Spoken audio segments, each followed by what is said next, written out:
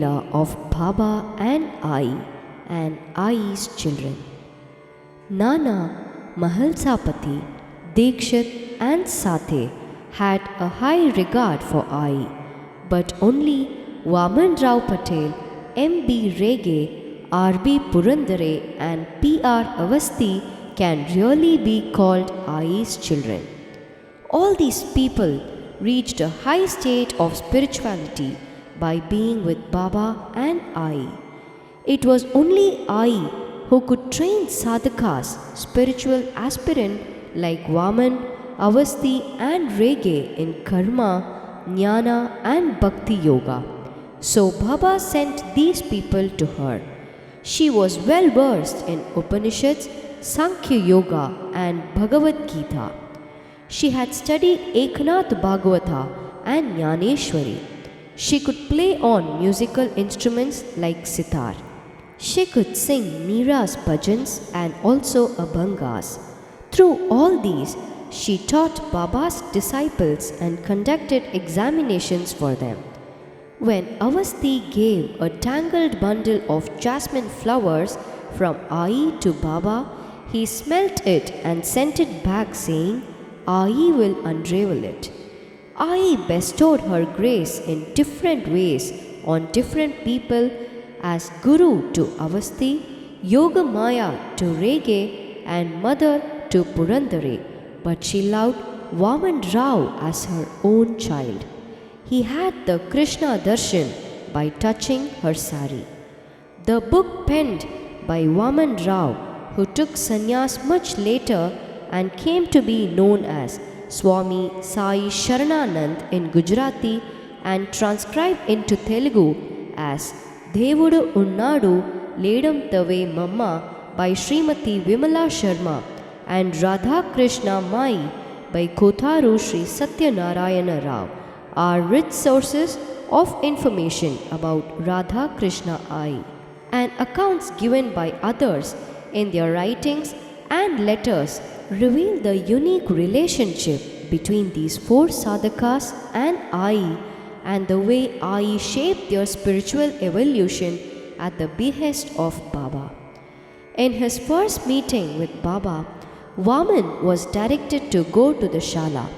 When Vaman went to the Shala, which was a small hut, he saw therein pictures of Baba, Panduranga and an idol of Krishna.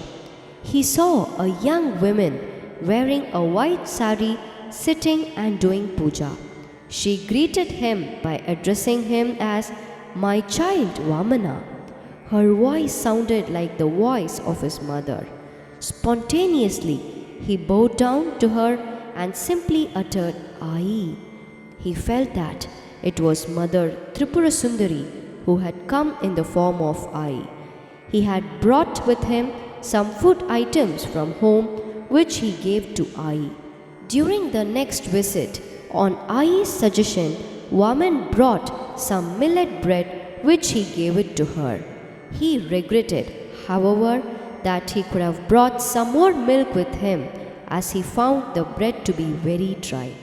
Later in the evening, when on Ai's invitation he came to partake Baba's prasad sent for him, he found that the prasad was nothing other than the millet bread soaked in milk. He had a vision in which Baba was seated as the emperor of Sai Samsthan. The presiding deity was a blazing flame of beauty, knowledge, power, yoga and penance embodied as Adi Parashakti. After deep thought, Vaman concluded that Trivakra, who was blessed by Krishna, came as Janabhai, who sang and danced with Vitala in a previous birth.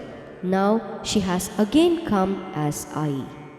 In one Abhanga of Janabhai, Vitala enters her cottage at midnight. I am hungry, bring me some food, he tells her. Jana is helpless as she does not know how to prepare food immediately. Pandarinatha then takes out the plate which Jana has kept covered. That was the same plate which he had pushed aside earlier that day in Namadeva's cottage hardly eating anything. Everything on the plate is mixed and both of them eat. One feeds the other. This indeed is the prasada which Baba mixes and shares with all at the Dwaraka Mai, which is Dwaraka itself. It is Gopal Kala which he distributes, which is as sweet as nectar. Every day, without fail, Baba sent this prasada to Radha Krishni, consisting of one roti, some sabji, and Charana Tirtha. One day, Baba gave one roti to a dog. Baba ate the remnant of what was eaten by the dog and sent a portion of it to Radha Krishna Ai through Avasthi. When she placed the piece of roti on the plate with great devotion and started eating, Avasthi shouted, "Oh no, it is the remains of what the dog ate. Should a Brahmin widow eat it? It is against the rules of orthodoxy." But Ai ate it all up, disregarding the protest. This is the prasada which Baba also ate. It is that what matters. What if the dog ate? Saying this casually, she laughed. This incident is described in Sri Shirdi Sai Bhagavatam. Ai shared all her problems in practicing this Nishkama Karma Yoga with Vaman, whom she called her dear child. Vaman practiced pranayama and asana under Ai's guidance. Ai looked on everybody with the love of a mother, but she had a special love for Vaman. Ai used to say, "Just as a cow finds out her own calf in a crowd of calves, I now see you as a child for whom I had done penance in several births." She told Vaman that a motherly feeling wells up from her womb when she sees him. Ai used to pamper Vaman like a child. On the 4th day of his first visit, in a playful mood, she gave him a sweater and adorned him with a turban and said that he looked like a Varkari. Vaman was astounded that Ai knew the practices and customs followed in his home at Mumbai. She used to wake him up at 6 a.m. exactly like his sister did. She used to shout, "Vaman, get up, tea is ready." Ai always made Vaman feel at home. At the same time, Ai was also strict with Vaman if he did not carry out his tasks diligently. Once she slapped Vaman for not averting wastage while the Dwaraka Mai was being whitewashed. But later she repented for her harsh act and apologized to Vaman in his room. Ai was also very considerate towards Vaman. Some glass domes fixed in Dwaraka Mai, Chavadi and at Ai's house were accidentally broken by Vaman. When he made arrangements with Shivaram Naveskar to buy glass domes and install them, she dissuaded Naveskar from buying them with Vaman's money. Ai used to draw water from the village well late in the night. When Vaman offered to carry the filled vessels for her, she declined the offer. Sometimes she allowed Vaman to assist her in her tasks, but not when his family members were present in Shiradi. Temperamental as she was, she used to empty the vessels if Vaman disregarded her advice and carried the filled vessels. Sai also used to express his annoyance if he performed some tasks in the presence of his family members. In their very first meeting, Ai talked about her dreams and visions with Vaman, who practiced meditation from a young age to have God vision. As he was meditating in Somnath, Lord Shiva appeared before him and listened to his Shiva Stuti. In the same temple, he had the vision of a fakir whose eyes emitted a blue light. The fakir called him, "Come to me, you have to do some work." When Vaman went to Shirdi in 1911, he saw the same fakir. The fakir told him, "Will you not bow down? Baba's words brought him back from Samadhi. Baba said, "Do not come here often. Go to Shala. You will get what you need in Shala. You have to go beyond the physical level and see the soul. Your vision will then become broad." At the Shala, Ai asked Vaman, "Did you come here last evening? Wasn't it Baba who sent you here? As you are orthodox, I will arrange for your food." Vaman replied, "How do you know all these facts?" Ai said, "All my thoughts center in my Maharaj. If a breeze blows there, it is felt over here." The conversation continued. "You know, I learnt here both Nishtha and Saburi. Once, Baba drove me away by throwing stones at me, but I never ran away. I totally surrendered to him, who is none other than the Lord of Pandaripura. I am less than the dust of his feet. I should offer myself at his feet and melt away like the camphor, become dedicated, Ankita, to him. He is testing me like a guru and uses me like a touchstone."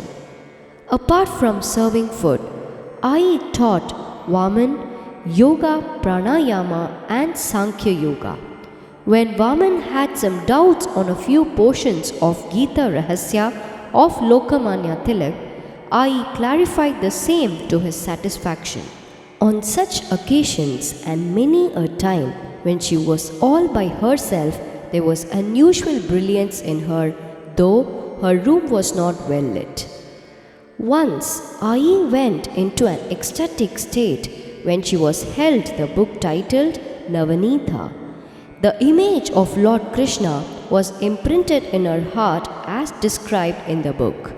Similarly, the biography of Gaurang Maharaj made a strong spiritual impact on Ai. She was in a blissful state after reading it. On another occasion, when Vaman read out the story of a bhakta, Ai went into a trance. She woke up only when a streak of lightning appeared before her. Again, tears rolled down her cheeks when Bhakti Mala of Nabhaji was read out to her by Kaka Saheb Dikshit. In fact, whenever she listened to the biographies of Satpurushas, she became blissful, and at those moments she was covered in a flood of light. When Vaman read out Sri Ramakrishna Bodhamrita to Ai, she wished that the Gospel of Sri Ramakrishna could have been titled Dispeller of Illusion. Baba Saheb Jog reminded Vaman, "While reading this, listen also to Ai's Upadeshas and understand them." Vaman often heard Ai sing abhangas and other bhajans sweetly. She would render the same sloka of the Ashtapadi of Jayadeva in different ragas. Dr. Pillai used to play Ashtapadi on the sitar. Her knowledge of music even astounded the Pandits. She had told Vaman, "When I came here, I used to sing before Baba, who enjoyed it." Maybe for a few days she had the pleasure of singing and dancing before Baba. But in those days in Shiradi, one had to remain in the background. We can imagine Ai's name remaining in some corner, just as the hidden voice of a cuckoo announces the arrival of spring, but very few can see it. At the instance of Ai, Arati was performed to the photos of Sant Jnaneshwar and Sant Tukaram at the Dwaraka Mai on special religious occasions, as I firmly believe that Vaikuntham has descended to the earth as Dwaraka Mai. Sometimes Naivedya was offered before the Nimbar. Ai was thus instrumental in bringing into the worship of Baba the well accepted religious practices, including the 16 Upacharas.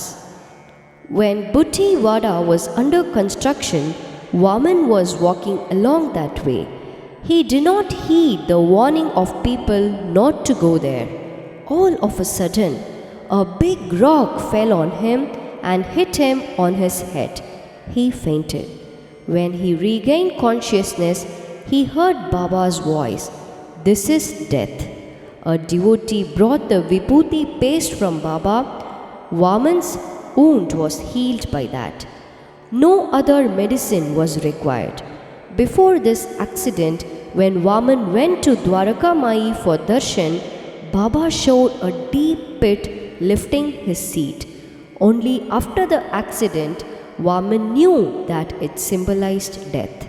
As night approached, Ai gave her blanket to Vaman and said, "Only now I know why Baba was asking again and again about you. He was very angry. He even hit some devotees. Now it is clear that he was driving away death from you." During the night, Ai came twice and looked at him with kind glances. Vaman has this to say. After a few days, Ai taught me Apana Vayu Urdhva Pranayama. By this, the Prana Shakti, life force in both of us was united. She linked her Prana Shakti to mine for 10 minutes, thereby giving her Shakti to me. In other words, she gave some portion of her lifespan to me, thereby increasing mine. Sometimes, Baba used to prepare medicinal decoctions by boiling ginger and some herbs. Once, he made such a preparation from Sona Mukhi, Sena pots having medicinal value, which revived Vaman. He had to take no other medicine. Once, in a vision, Vaman saw both Baba and Ai flying in the sky. He bowed to them. He was upset that he did not fully pay them back for what all he had learnt from them. He heard Baba's voice. "What Atmanyana was it that I gave you? What you gave in the previous birth, I just returned the same. I only repaid the debt, that is all." Vaman used to walk for long in the evening and sit at one place and meditate. One day, he heard Ai's voice. "Kaka Dikshit and I will come and bring you back." Vaman replied, "You can come. Why Dikshit?" Anyway, both Ai and Dikshit came with lanterns after a few hours. Ai asked him, "What are you doing here? Why are you sitting here?" Vaman said, "I was about to leave. Then I saw a bright light in which I saw the temple of Eknath Maharaj. I sat down." Ai replied, "There is no such temple in Kopargaon." When they returned to Shirdi, Ai said, "You are a unique person. You have brought my Guru Eknath Maharaj to me." Once, Ai gave a green chilli to Vaman. It was not spicy at all. By eating that, Vaman got a divine vision which revealed things that were invisible before, but making the things existing in that room invisible. For instance, Ai wanted a towel which Vaman could not see. She gave it to him. It meant that without Guru's permission, Guru Seva would not take place. Ai explained that taking food was also a yajna. She told Vaman about pranahuti and the nutritional value of food, all this while serving food. In 1914, Ai told Vaman not to eat rice. Baba told him to eat red onion, which Vaman found it difficult. Just before his law examination, Vaman became very weak and could not eat properly. He expressed to Ai that he would come and stay in Shirdi till the examination was over. He did so. During that time, once Ai said, "Baba is distributing cut pieces of watermelon and muskmelon at Dwaraka Mai. If you go there with your joli, Baba will give my share." It happened as she said. Ai fed mouthfuls of food to Vaman, explaining the calories and nutrition of each item. Vaman came to feel the taste only after he ate 42 mouthfuls. For each mouthful, she explained the significance of each numeric. Once, Vaman found some droppings of a goat in a banana. He removed them and ate the fruit. On another occasion, Vaman ate the chutney sent by Baba to Ai and suffered from stomach pain. Similarly, Ai set aside once for Vaman a portion of dal rice sent by Baba, which he found to be very sour. He realized that it was not meant for him. This is how yogis avoid the food which is not good. Eat whatever is your due is another lesson. Jai Sai Ram.